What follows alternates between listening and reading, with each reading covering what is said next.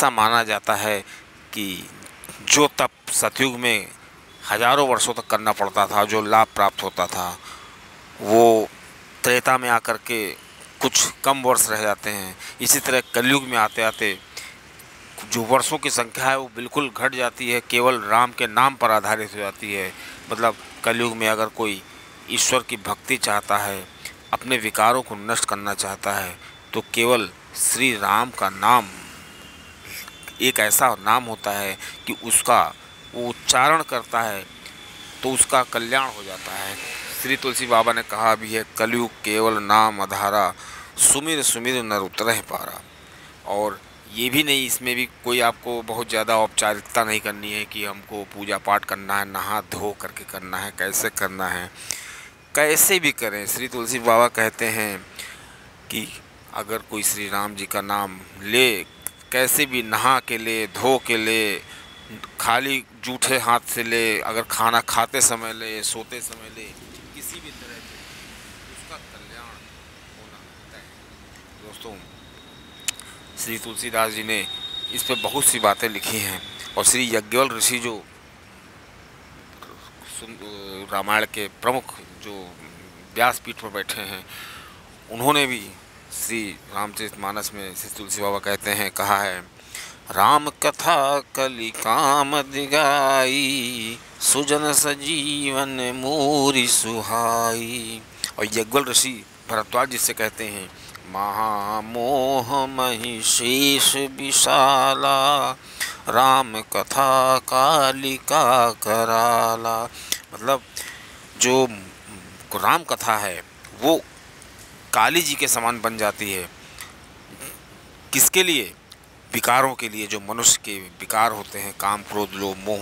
और ये मोह रूपी विकार को याज्ञवल्क्य ऋषि सबसे बड़ा मानते, कहते हैं ये सबसे मुख्य कारण है। और सबसे विचित्र बात यह है कि मोह के बारे में, मोह को पहचानते ही नहीं लोग हैं। दोस्तों, आप किसी बहुत बड़े आध्यात्मिक पुरुष से पूछे तो मोह को बहुत अच्छे एक्सप्लेन नहीं कर पाएगा। मोह का मतलब ये नहीं होता है खाली हमें किसी चीज़ से लगाव हो। मोह के बहुत से कारण होते हैं। मेजर टिप्स सिंघम चैनल में आपका स्वागत है। आपको जानकारी अच्छी लगे तो वीडियो को जरूर से देखिए और चैनल को सब्सक्राइब करिए। दोस्तों, मोह का एक शाब्दिक अर्थ जैसे लगाते हैं लोग कि हमें किसी चीज़ से मोह नहीं है या हमें मोह है, तो वो मोह अलग होता है।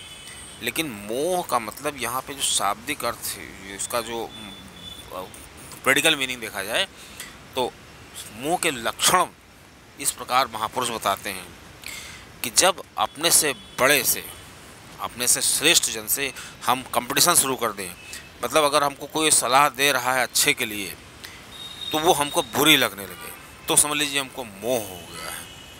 और मैं की भावना आ जाए कि अरे ये तो मैं करता हूँ, मैं कर लूँगा, मैंने किया था।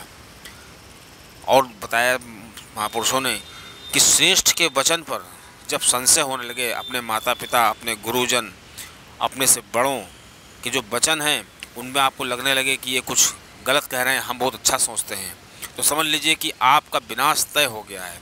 मतलब उसको कोई रोक नहीं सकता है, भगवान का ही सहारा है। अब दोस्तों, तुलसीदास जी कहते हैं कि राम कथा जो है एक गंगा की तरह होती है। जैसे गंगा में स्नान करते हैं उसी तरह राम कथा होती है। गंगा में स्नान करने के लिए जाना पड़ता है, लेकिन राम कथा में जो डुबकी लगाता है तो गंगा में तो डूबने का डर रहता है, लेकिन इसमें जो डुबकी लगाता है वो तर जाता है। तो दोस्तों, श्री तुलसीदास जी ने जो श्री रामचरितमानस में लिखी है तो उसके भावार्थ में कई महापुरुष बताते हैं कि किसी को बहुत नहीं समझाना चाहिए। जैसे श्री शिव जी ने सती जी को समझाया कि ये हमारे आराध्य हैं, इनको प्रणाम करिए, लेकिन सती जी को शक हो गया था कि ये तो भगवान हो ही नहीं सकते। श्री शिव जी ने फिर समझाया कि ये वही हैं जिनके अगस्त्य मुनि ने जिनकी हमसे वो दक्षिणा मांगी थी कि हमको राम भक्ति मिल जाए, तो हमने दक्षिणा दी है उनको राम भक्ति की, ये वही हैं। तब भी सती जी को विश्वास नहीं हुआ। आखिर में क्या हुआ, श्री शिव जी जो है वो ध्यान में चले गए और 87,000 वर्षों तक वो ध्यान में रहे। तो इसका मतलब है कि अगर किसी को हम बहुत समझा रहे हैं और वो समझ नहीं पा रहा है तो फिर अपने आप को समझाना चाहिए, भगवान से भजन करना चाहिए कि इसका कल्याण